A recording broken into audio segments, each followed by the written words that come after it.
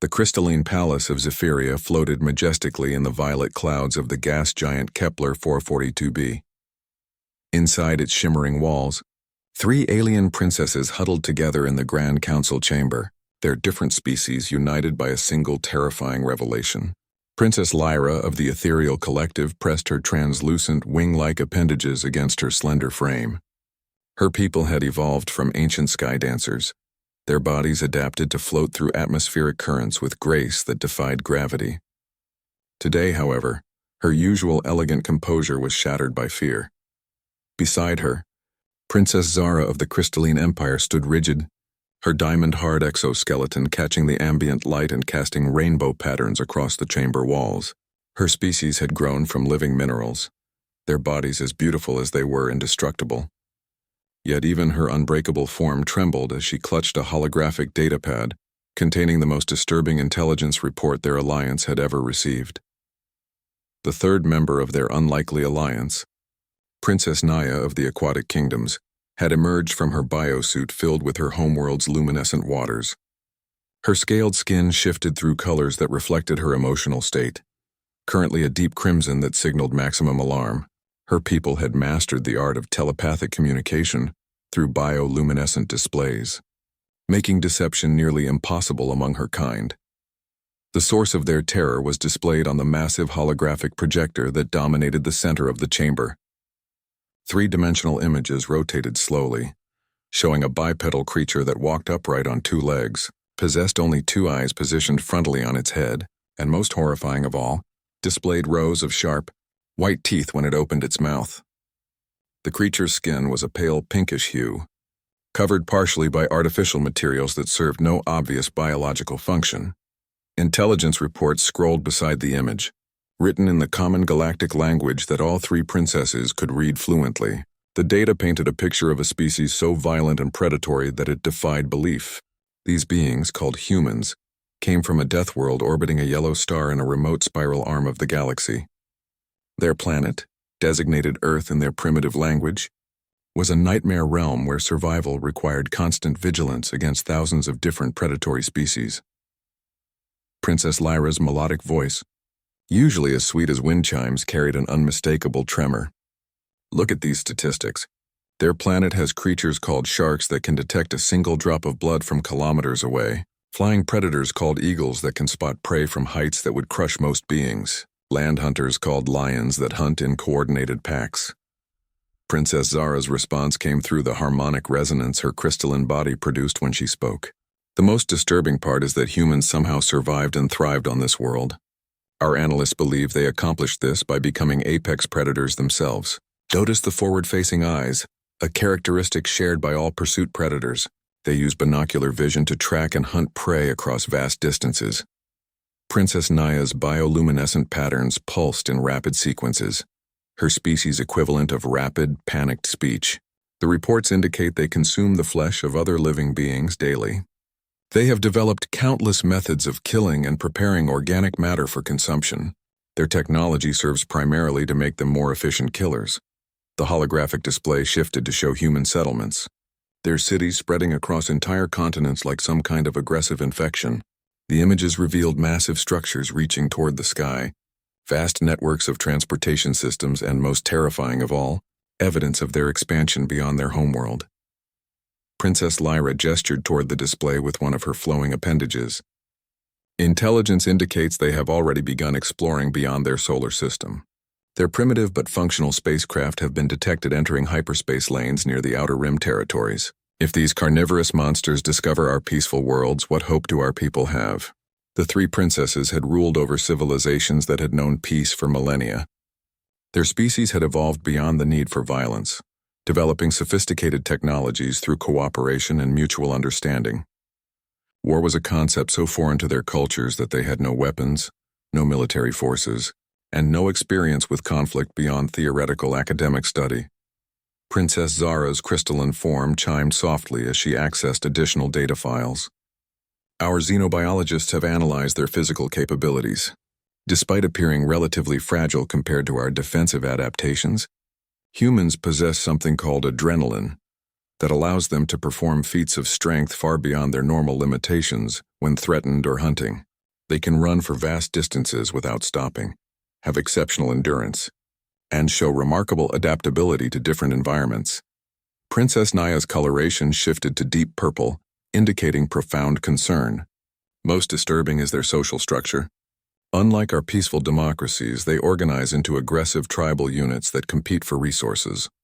Their history is filled with something they call warfare, where large groups of humans systematically destroy other groups. The casualty numbers from their conflicts exceed the total populations of some of our worlds. The chamber fell silent except for the gentle hum of the palace's atmospheric processors. Each princess contemplated the implications of humanity's approach toward their region of space. Their combined civilizations represented billions of peaceful beings who had never known violence, never developed defensive capabilities, and had no experience with the kind of predatory intelligence that humans apparently possessed. Princess Lyra's voice barely rose above a whisper. "We must warn the Galactic Council immediately. If these humans continue their expansion, they could threaten every peaceful species in this sector. Their carnivorous nature and predatory instincts make them incompatible with civilized galactic society." The three princesses knew that their next decision would determine the fate of their peoples and possibly every peaceful species in their corner of the galaxy. As they prepared to send the most urgent warning in galactic history, none of them suspected that their understanding of humanity was about to be challenged in ways they could never imagine. The emergency session of the Galactic Council convened within hours of receiving the urgent transmission from the three princesses. Representatives from 47 peaceful species gathered in the massive amphitheater that orbited the neutral zone between major star systems. The council chamber was a marvel of cooperative engineering, designed to accommodate the diverse environmental needs of dozens of different alien species. Ambassador Kelton of the Telepathic Syndicate floated in his specialized hoverpod, his enlarged cranium pulsing with the soft blue glow that indicated deep thought. His species had evolved beyond physical conflict millions of years ago, developing mental abilities that made violence unnecessary. Around him, representatives from equally peaceful civilizations listened with growing alarm as Princess Lyra presented their findings.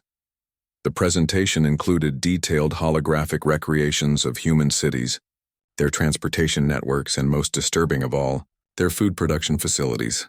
The images showed massive structures where humans systematically raised other creatures for consumption, industrial complexes dedicated to processing organic matter, and distribution systems that delivered carnivorous sustenance to billions of humans across their planet. Representative Thorne of the Symbiotic Collective expressed the horror felt by many council members. His species had achieved perfect harmony with other life forms, creating beneficial relationships that strengthened entire ecosystems. The concept of deliberately harming other beings for sustenance was so foreign to his understanding that he struggled to process the information. Honored colleagues, Princess Zara's harmonic voice resonated through the chamber's acoustic systems. We have discovered evidence that suggests humans have already eliminated dozens of species on their homeworld. They call this extinction, and it appears to be a common occurrence in their history. Their expansion into space could result in similar devastation to peaceful worlds throughout the galaxy. The holographic display showed reconstructed images of Earth's lost species, creatures that had once shared the planet with humans, but had vanished due to human expansion and resource consumption. The data painted a picture of a species that consumed resources without regard for sustainable practices, leaving ecological destruction in their wake. Ambassador Vex of the Harmonic Union stood on his 4 crystalline legs, his body resonating with the deep bass tones his species used for formal communication. If these humans possess interstellar travel capabilities, we must implement immediate defensive measures. The safety of our member worlds requires decisive action. Princess Naya's bioluminescent display shifted through rapid color changes as she communicated her species' recommendations. Our military strategists, though inexperienced with actual conflict, have developed theoretical defense protocols. We propose establishing early warning systems along all hyperspace routes leading toward human space. Any human vessel attempting to enter peaceful territories should be intercepted and turned away. The council chamber erupted in a cacophony of sounds as representatives from different species expressed their opinions through their various communication methods. Musical tones, color displays, harmonic resonances, and telepathic emanations created a symphony of concern and fear that had never before been heard in the chamber's peaceful history. Elder Sage Orin of the ancient philosophers, whose species had observed galactic development for over 50,000 years, requested permission to speak. His ancient voice, transmitted through quantum resonance fields, carried the weight of millennia.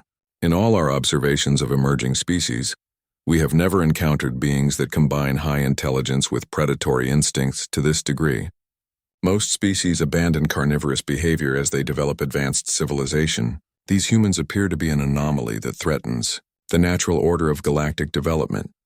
The implications of humanity's approach sent ripples of fear through species that had never known the concept of existential threat.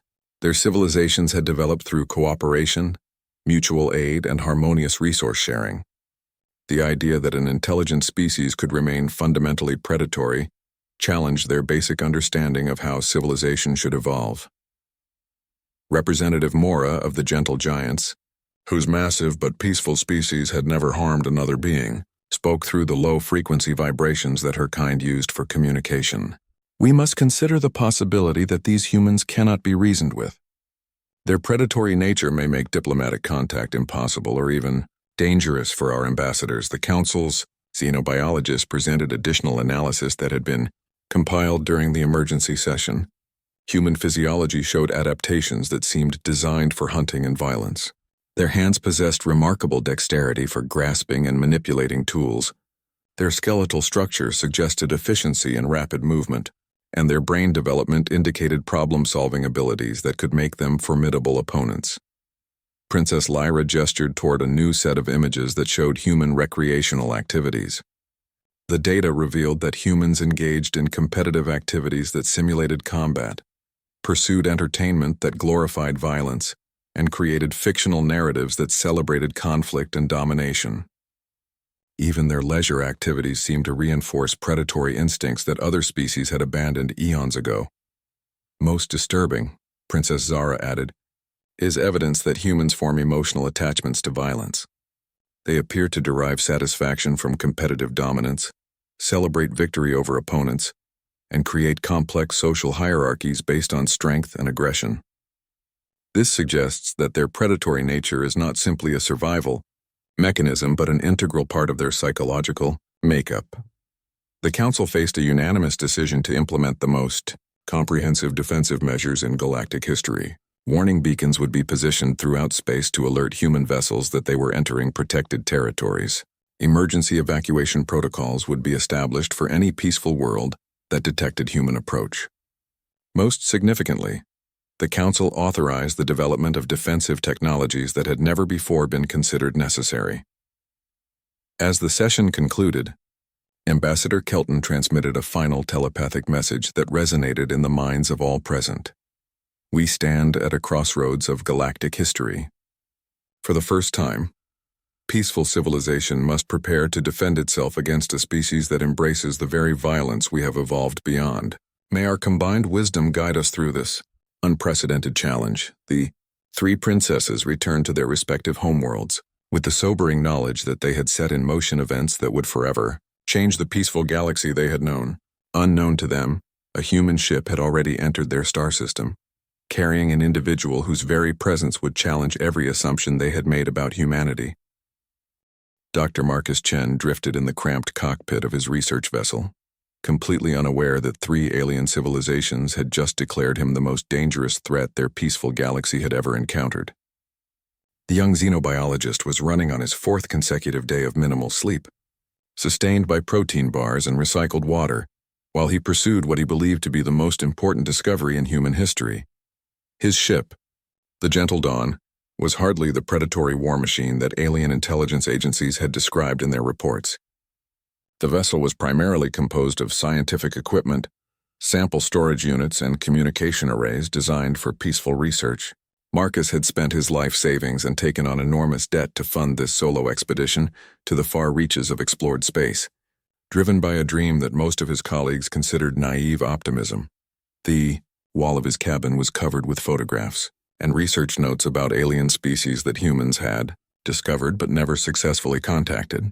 Unlike the military reconnaissance reports that had reached alien intelligence services, Marcus's research focused on behavioral patterns that suggested intelligence, cooperation, and peaceful social structures among various species. Marcus had grown up on Europa, one of Jupiter's moons, where human colonists had learned to survive through unprecedented cooperation and mutual support. The harsh environment had taught his community that survival depended on helping others, sharing resources, and maintaining harmony within their isolated settlement. His childhood had been shaped by values that emphasized protecting the vulnerable, preserving life, and finding peaceful solutions to conflicts. His personal journal, filled with handwritten notes in careful script, revealed the true motivation behind his dangerous solo journey. Day 847 of expedition. Still no direct contact with peaceful alien civilizations, but the evidence continues to mount. The mathematical patterns in their communication signals, the careful way they avoid contaminating primitive worlds, their apparent cooperation across species boundaries, all suggests beings who have evolved beyond the violence that still plagues human history. The irony was profound. While alien intelligence services had focused on humanity's warrior past and carnivorous present, they had completely missed individuals like Marcus who represented humanity's potential future. His research notes contained detailed plans for establishing peaceful contact, proposals for cultural exchange programs, and carefully developed protocols designed to prove that humans could be trustworthy neighbors in a galactic community. Marcus had dedicated years to studying human history's greatest peacekeepers, learning from individuals who had ended conflicts, protected the innocent, and built bridges between opposing groups. His cabin contained digital libraries filled with works by human philosophers, healers, and teachers who had devoted their lives to reducing suffering and promoting understanding between different peoples. The young scientist's dietary habits would have shocked the alien analysts who had labeled him a carnivorous predator. Marcus was a strict vegetarian who had chosen his lifestyle specifically to minimize harm to other living beings. His food supplies consisted entirely of plant-based nutrition products, carefully formulated to meet his nutritional needs without requiring any animal products. He had even modified his ship's life support systems to avoid using any biological components that might have caused harm to other organisms.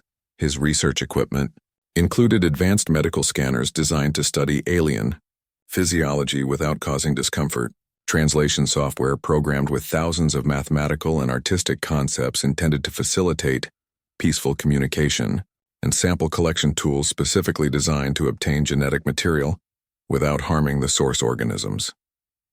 As Marcus reviewed his navigation charts, preparing for another day of careful exploration, his instruments detected the first signs of the advanced civilizations he had spent years searching for. Energy signatures indicating massive spaceborne structures appeared on his sensors, along with communication frequencies that suggested coordinated activity among multiple species. His heart raced with excitement rather than predatory anticipation. The detection of peaceful alien civilizations represented the fulfillment of humanity's greatest dream, the proof that intelligence could evolve beyond violence and that humans might someday join a galactic community based on cooperation rather than conflict. Marcus immediately began implementing his carefully prepared first contact protocols. He reduced his ship's speed to demonstrate non-aggressive intentions, activated his universal translator systems, and began broadcasting a mathematical sequence designed to indicate peaceful scientific curiosity. His message included prime number sequences, artistic patterns, and harmonic frequencies intended to show that humans appreciated beauty, logic, and harmony. Unknown to Marcus, his peaceful overtures were being interpreted through the lens of fear and suspicion by monitoring stations that had been alerted to watch for human approach. The alien observers saw his systematic approach, his careful scanning of their territories, and his persistent attempts to communicate as evidence of a predatory intelligence gathering information for future attacks. The universal translator that Marcus had hoped would facilitate understanding was instead creating confusion. His mathematical messages were being analyzed as potential codes for military coordination. His artistic transmissions were interpreted as psychological warfare, designed to manipulate alien emotions. Even his harmonic frequencies were suspected of being weapons that could disrupt alien nervous systems. As Marcus continued his careful approach toward what he hoped would be humanity's first peaceful contact with alien civilizations, defensive systems throughout the sector were activating in preparation for what they believed would be humanity's first predatory assault on their peaceful worlds.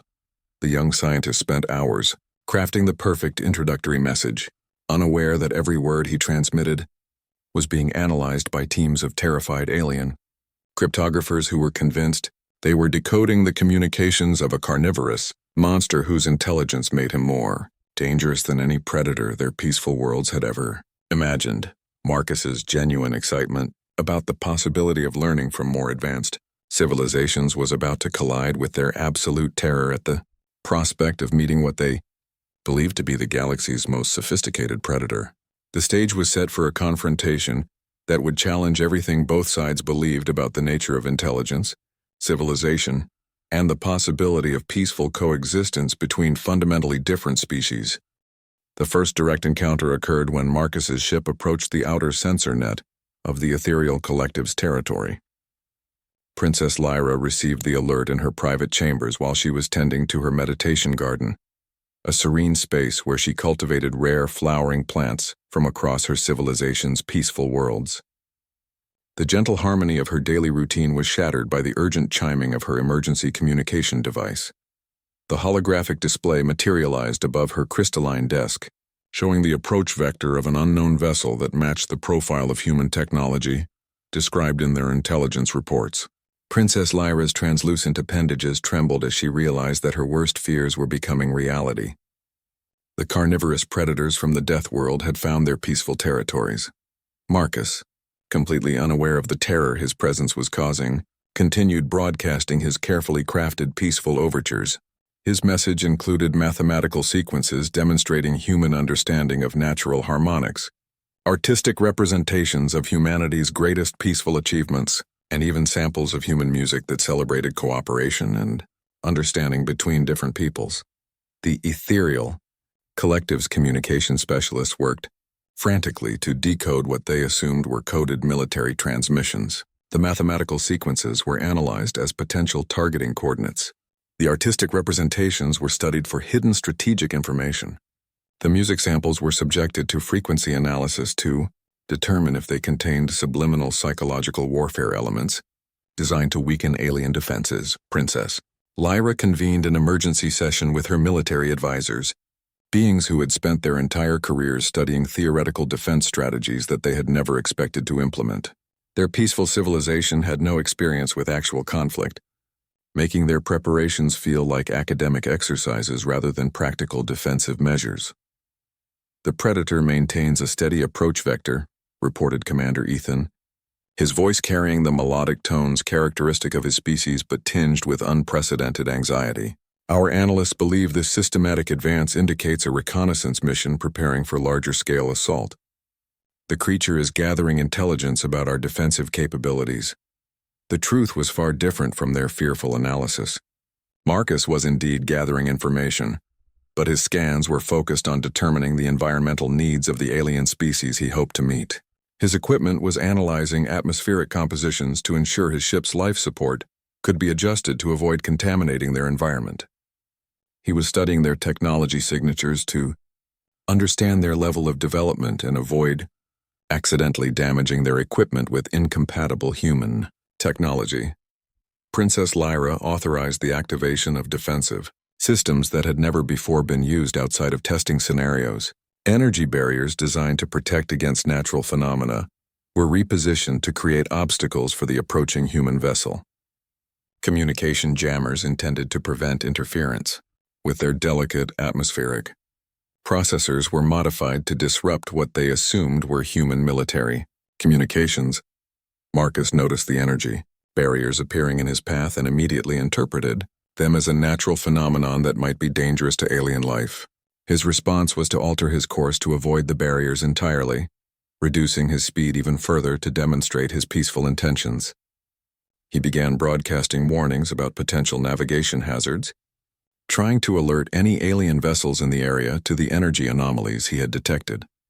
The alien monitoring teams interpreted his course corrections as evidence of advanced tactical thinking.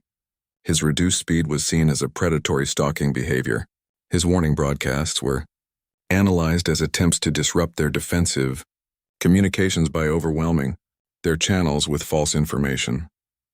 Princess Lyra made the difficult decision to attempt direct communication with the human vessel, despite her terror at the prospect of interacting with a carnivorous predator.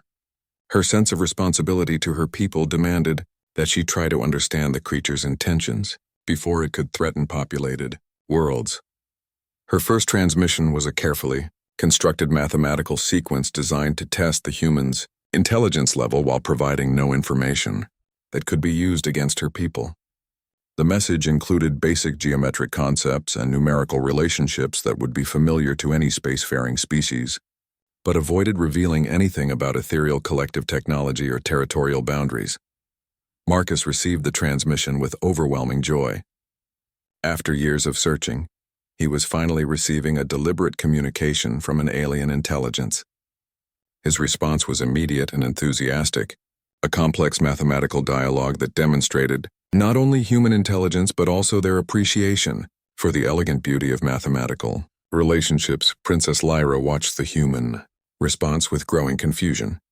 The creature's mathematical communications were not only intelligible, but showed a deep appreciation for harmonic relationships and geometric beauty that seemed inconsistent with a purely predatory intelligence. The patterns the human transmitted included sequences that her own people used in their most sacred artistic expressions. Your Highness, her chief communications officer reported with confusion evident in his melodic voice. The human's mathematical transmissions include harmonic ratios that are identical to those we use in our traditional peace songs. This could be coincidental, but the precision suggests genuine understanding of aesthetic mathematics rather than random numerical sequences. Marcus, encouraged by the alien response, began transmitting more complex information about human civilization.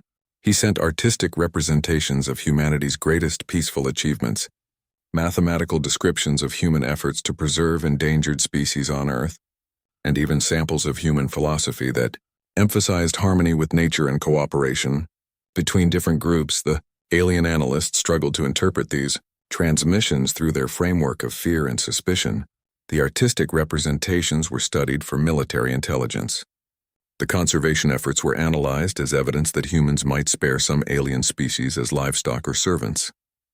The philosophical samples were examined for hidden strategic doctrine or psychological manipulation techniques. Princess Lyra found herself facing a troubling contradiction. The communications she was receiving from the human vessel showed signs of genuine intelligence, aesthetic appreciation, and even what appeared to be ethical considerations. These characteristics seemed inconsistent with the profile of a carnivorous predator that posed an existential threat to peaceful civilizations. Her advisors offered explanations that attempted to reconcile this contradiction with their existing fears. Your Highness, this could be evidence that human predatory intelligence is even more sophisticated than we initially understood. The creature may be attempting to deceive us into lowering our defenses by mimicking the communication patterns of peaceful species. As the first direct exchange of communications between human and alien civilizations continued, both sides remained trapped in their conflicting interpretations of each other's intentions. Marcus saw each alien response as evidence of a sophisticated, peaceful civilization that humanity could learn from and eventually join. Princess Lyra saw each human transmission as potential evidence that their species might be more dangerous than they had initially believed, capable of deception and manipulation on a level that made them nearly impossible to defend against. The stage was set for a confrontation that would be determined not by superior firepower or advanced technology, but by the ability of two fundamentally different species to overcome their preconceptions and recognize the possibility that their initial assumptions might be completely wrong. Dr. Kethral's first direct observation of Marcus challenged every preconception that had been programmed into his understanding of human behavior. The crystalline scientist watched through his ship's internal monitors as the human worked with meticulous care to repair his damaged systems. Rather than the aggressive, predatory behavior that intelligence reports had described, Marcus demonstrated patience, gentleness, and obvious concern for avoiding any action that might cause discomfort or harm. The human's movements were deliberate and respectful, always checking his instruments before making any adjustments to ensure that his actions would improve rather than worsen Dr. Kethrel's situation. When Marcus noticed that his presence might be causing stress to the recovering alien, he immediately moved to a different section of the ship and continued his work from a respectful distance.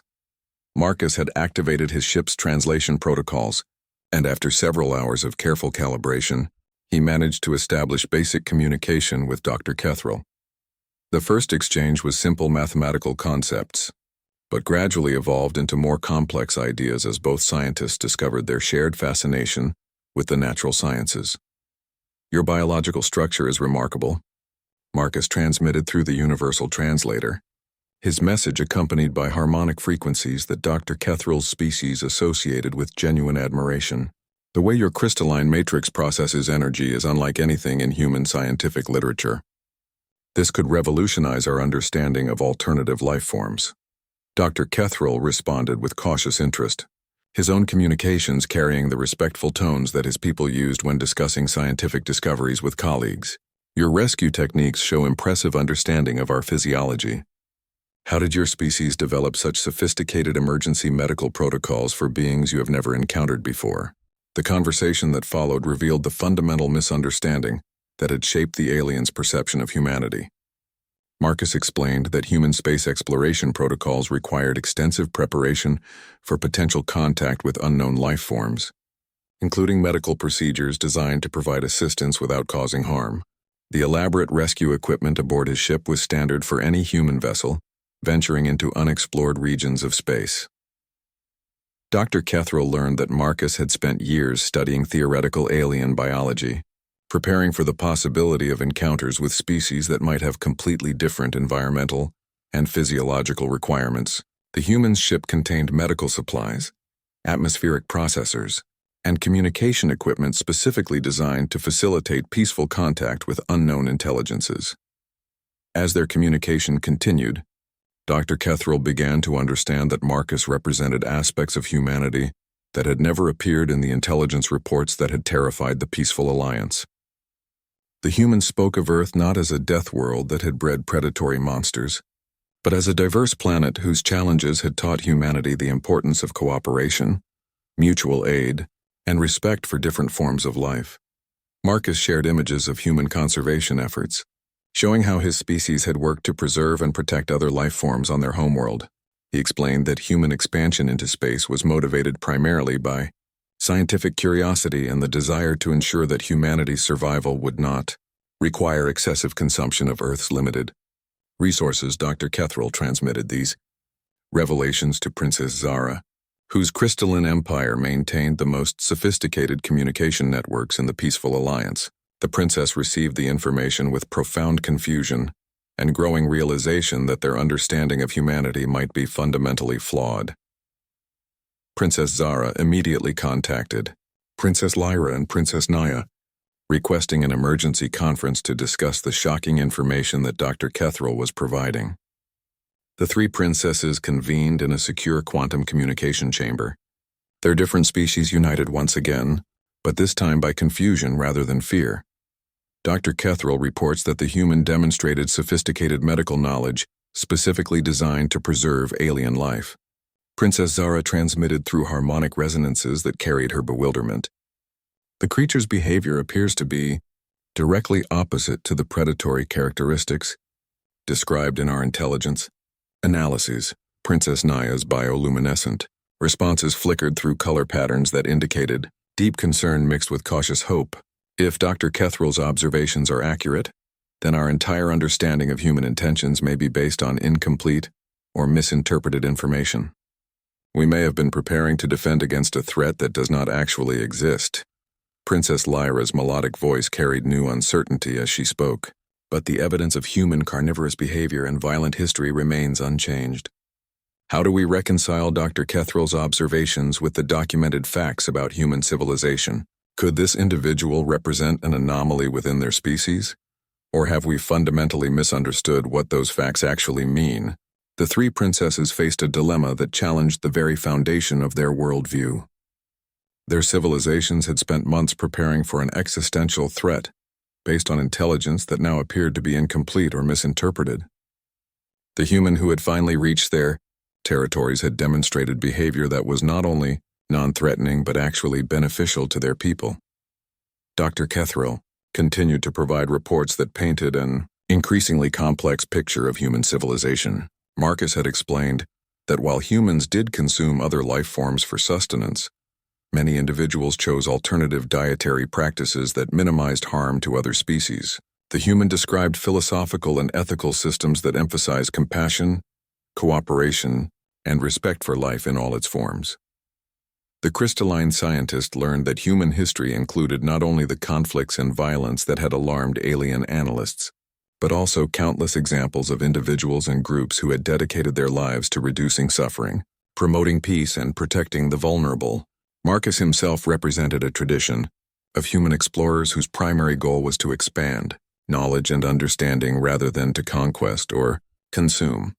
Princess Zara made the difficult decision to authorize Dr. Kethril to invite Marcus to visit one of their research stations, where direct observation could provide more comprehensive information about human behavior and intentions.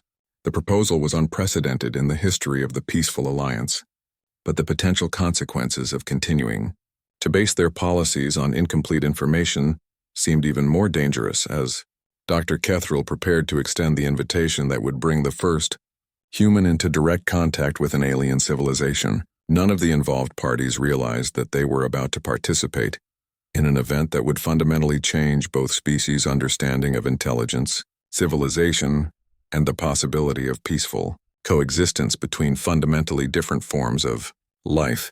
The carefully planned first contact protocols developed by both sides were about to be replaced by something much more powerful: genuine communication between individuals who shared common values, despite their dramatically different evolutionary histories. The historic first meeting between Marcus and the three alien princesses took place aboard the neutral research station Harmony's Edge, a crystalline structure that floated in the gravitational equilibrium point between their three civilizations.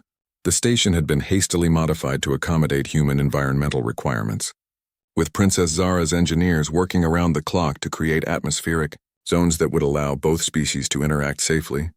Marcus arrived wearing a specially designed environmental suit that had been created through collaboration between human and alien scientists.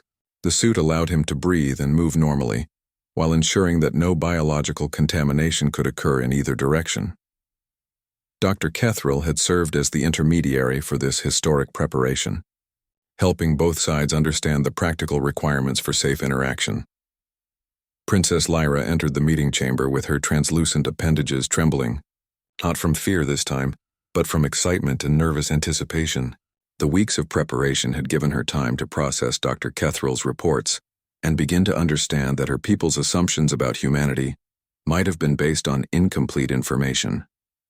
She had spent sleepless nights studying human philosophy, art, and scientific achievements that painted a very different picture of their species. Princess Zara's crystalline form resonated with harmonic frequencies that indicated complex emotional states her species had never before experienced. The concept of meeting a being from a fundamentally different evolutionary path, who nonetheless demonstrated intelligence and ethical reasoning, challenged her people's understanding of how consciousness could develop in the universe. Princess Naya's bioluminescent displays shifted through color patterns that reflected wonder, curiosity, and cautious optimism. Her people's telepathic abilities had detected emotional resonances from Marcus that seemed to indicate genuine peaceful intentions, benevolent curiosity, and even something that resembled the protective instincts that her own species felt toward vulnerable beings. Marcus removed his helmet as he entered the chamber, revealing his human features for the first time to alien eyes. The three princesses studied his face with fascination, noting the forward-facing eyes that had been interpreted as predatory adaptations, but also observing expressions of wonder, respect, and gentle curiosity that seemed inconsistent with aggressive intentions. "Your Highnesses," Marcus spoke through the universal translator, his voice carrying tones that the alien translation systems interpreted as formal respect and genuine honor. "I cannot adequately express my gratitude for this opportunity to meet representatives of your remarkable civilizations. This moment represents the fulfillment of humanity's greatest dream, Princess Lyra responded first, her melodic voice carrying new confidence as she spoke. Dr. Marcus Chen of Earth, we must confess that our initial understanding of your species was based on information that appears to have been incomplete or misinterpreted. Your actions in rescuing Dr. Kethril have challenged our assumptions about human nature and intentions. The conversation that followed lasted for several days, with all parties taking time to rest and process the remarkable information they were sharing. Marcus learned about civilizations that had evolved beyond conflict through different paths than humanity had followed, but had achieved many of the same ethical conclusions about the value of life, the importance of cooperation, and the responsibility of intelligent beings to protect, rather than exploit their environments. The three princesses discovered that human carnivorous behavior was far more complex than their analysts had understood. Marcus explained that while humans had evolved as omnivores, their civilization included millions of individuals who chose plant-based diets for ethical reasons. He described how human agriculture had developed to minimize environmental impact and how space-based food production would eliminate any need to harvest from alien worlds. Princess E. Zara's questions about human violence led to discussions that revealed the nuanced relationship between human capacity for aggression and their use of that capacity to protect rather than harm. Marcus described how human peacekeepers, medical personnel, and rescue workers often risked their own lives to protect others, using their physical capabilities and strategic thinking to defend the vulnerable rather than to prey upon them. The princess learned that human competitive instincts, which had been interpreted as predatory behavior, actually served to drive scientific advancement, artistic achievement, and social progress. Human societies channeled aggressive energy into sports, exploration, and intellectual challenges that strengthened their civilization without causing harm to others. Princess Naya's bioluminescent communications revealed her species' growing understanding that the human capacity for violence was matched by an equally strong capacity for compassion, cooperation, and self-sacrifice. Marcus shared examples of humans who had given their lives to save others, including complete strangers from different cultures and backgrounds. The most profound moment of the historic meeting came when Marcus presented gifts that he had brought from Earth. Rather than the weapons or tools of conquest that the princesses had expected, he offered seeds from Earth's most beautiful flowering plants, mathematical art created by human scientists, and recordings of human music that celebrated peace, love, and harmony with nature. Princess Lyra accepted a small crystal container holding seeds from Earth's cherry trees, plants that produce spectacular flowers but required careful nurturing to survive. These seeds represent life that requires protection and patience to flourish, Marcus explained. They seemed appropriate to symbolize what I hope our species can build together. The three princesses realized that they had been preparing to defend against an enemy that did not exist. Humanity's expansion into space was driven by the same curiosity and desire for knowledge that motivated their own scientific endeavors. Human technology could be adapted for peaceful purposes just as easily as for conflict, and human intelligence could be directed toward cooperation just as effectively as toward competition. As the historic meeting concluded, the three princesses and Marcus began planning the next phase of human-alien relations. They discussed cultural exchange programs, scientific collaboration projects, and gradual introduction of human visitors to alien worlds. The peaceful alliance that had been prepared to defend against humanity instead began preparing to welcome them as partners in exploring the galaxy's infinite possibilities. Dr. Kethril, who had observed the entire proceeding, transmitted a final report to the Galactic Council that would forever change their understanding of interspecies relations. His message was simple but profound. Intelligence can evolve along many different paths, but wisdom ultimately leads all conscious beings toward the same destination, a universe where different forms of life can coexist, cooperate, and learn from each other.